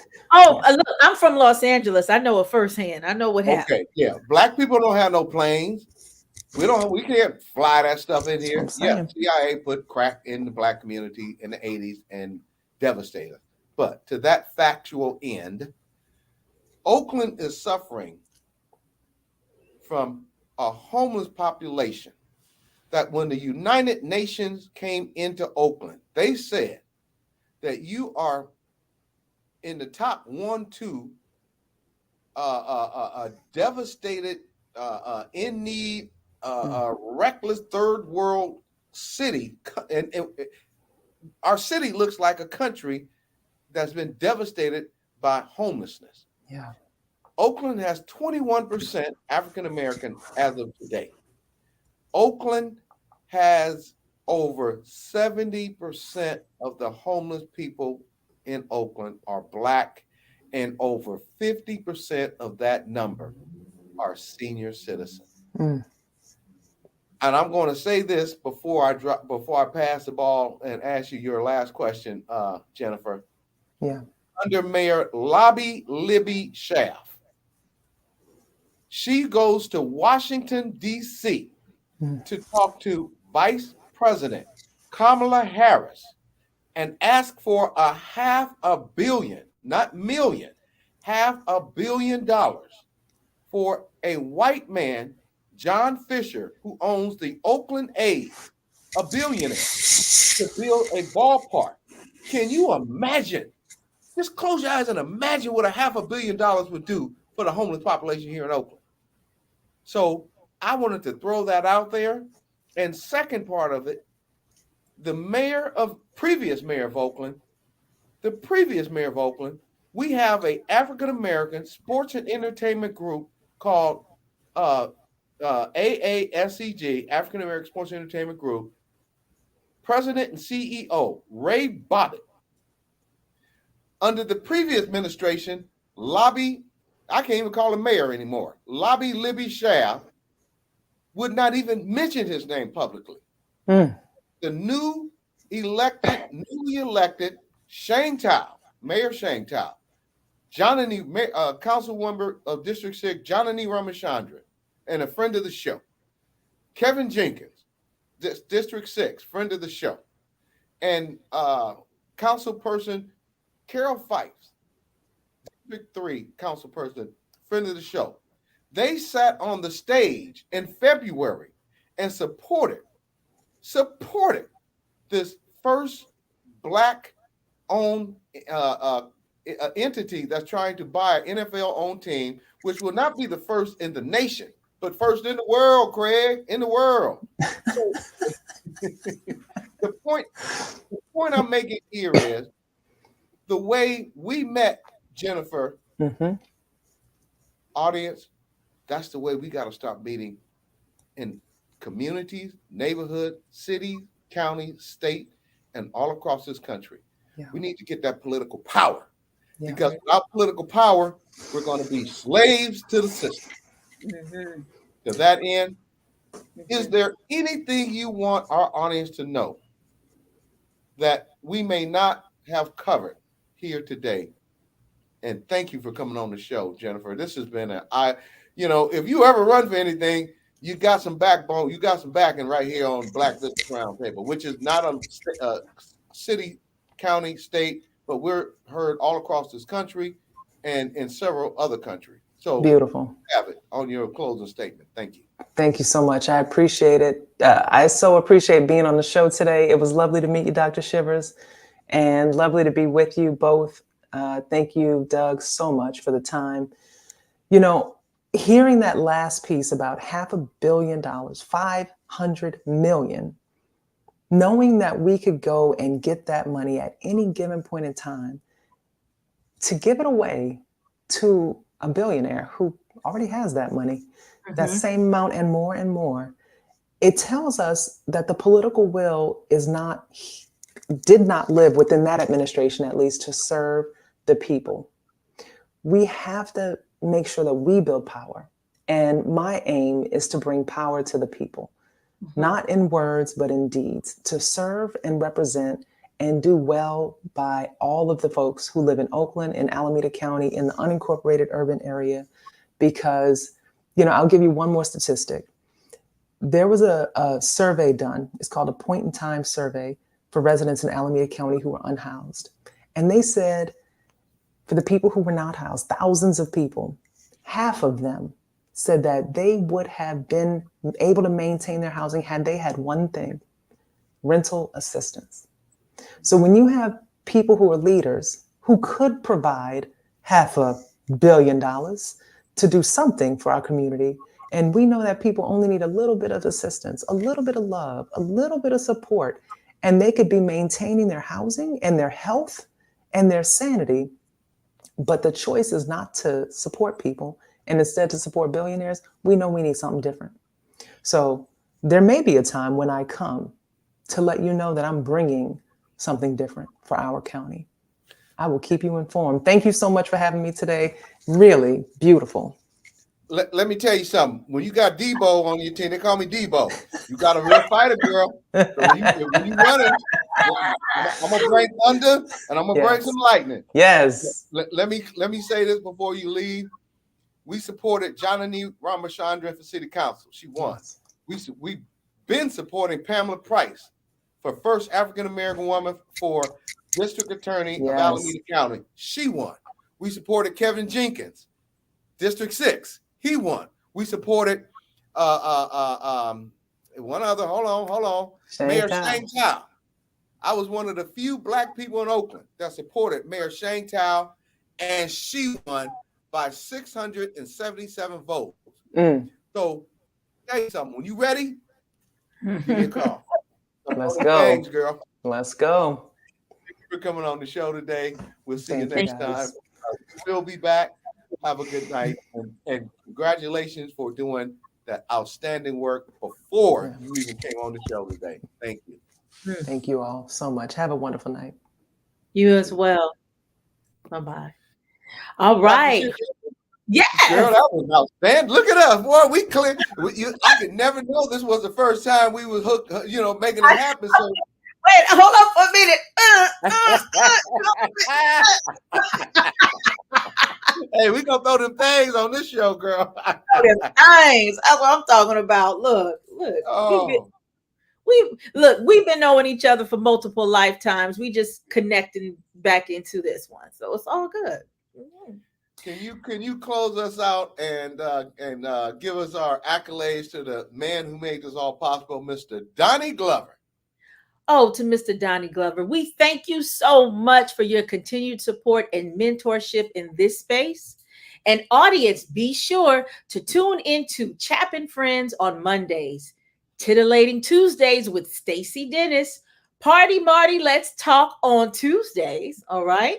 Black USA Crypto News with Kamal Hubbard on Fridays, as he knows all about blockchain and cryptocurrency.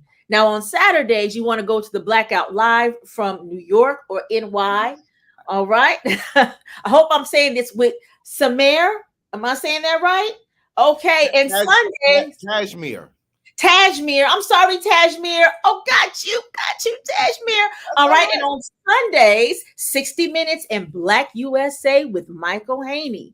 Now, if you want to be in the know and reach our audience and join our BBRT advertising family, or to be a possible guest on the show, reach out to us via our email. Our email is BBRT 2021 at hotmail.com. Again, I'll say it. BBRT 2021 at hotmail.com. Now, remember when you drop that line to include your company name, address, website, company phone number, and social media page information to our email address. Here we go. One more again. BBRT 2021 at hotmail.com for all vetting considerations. Go ahead. You want me to? I keep going. Okay. Now, Yeah, go ahead. You know, hey, I'm taking the comb myself off the screen. You knocking it out the park. I'm on a roll. Okay. Now, what you want to also do is check out our other network shows hosted by the man, the unapologetically bold newsman, Mr. Donnie Glover, such as Black USA News Morning Show, The Donnie Glover Show, People Over Politics, Political Cipher, Date 'em All, Sis. I know that's right. Community Connections, Resources and Gardening, The Robert Report, Shared Space, Frontline News, Troy Rollins Show, The Beverly Smith Show, and please stay tuned as BlackUSA.News is always looking for great podcast hosts that can give audiences new perspectives. Now, keeping tabs on justice and asking our audience for your help, and in honor of National Women's Month, whoop, whoop. What's up, sisters? Please listen to the backstory on Carlton. Sharing this hashtag, Stand with Carlton of Raleigh, NC 2022. Again, sharing his hashtag, Stand with Carlton of Raleigh, NC 2022. If you would like to send messages of encouragement to Carlton, just email us your messages, which we will forward. We also have an update on the next trial date, which is March 27th. So keep using the hashtag Driving While Black, Michael Thrash Taylor, County, Texas. Attached is our podcast link from October 14, 2021, listed once again in today's podcast description for the Michael Thrash story. Highlight these stories on your social media, please, and tag us too. Hashtag the Black Business Roundtable Blacksher. Hashtag the Black Business Roundtable Dr. Ashley. We're going to have to get another hashtag on it. The Black Business Roundtable Dr. Shivers. Girl, you know. Thank Audience, you. we want to thank you for joining us today. Dr. Shivers, it has been a pleasure. It has been a pleasure co-hosting with you today. I hope you, hey, you see, I'm going subtle. I'm going subtle today, but we made, before I close this out, politics, business, and racism. America, and specifically Black America, if we are going to knock racism out, we have got to put politics in. Ashe. Yes, Lord. A politician and legislation cannot be enacted if we start voting these scoundrels out of office and putting in people who look like us on this stage here tonight. To that end, thank you for joining us today. We return Thursday. Elisa Victory is back with her Victory's Corner and a surprising guest or two. We look forward to seeing you every Thursday at 4 p.m. Pacific Standard Time on the BlackUSA.News Network and YouTube and Facebook. Audience, thank you for tuning in. And remember, together, we can listen, we can learn, and we can share, because I know you care. This is Doug Blacksher and Dr. Shivers. Shivers like you cold. Shivers like you cold. I bring a cold game, brother. I bring a cold game. That's right. We are going to see you next week and on the Black Business Roundtable. God bless. Thank you for joining, and good night.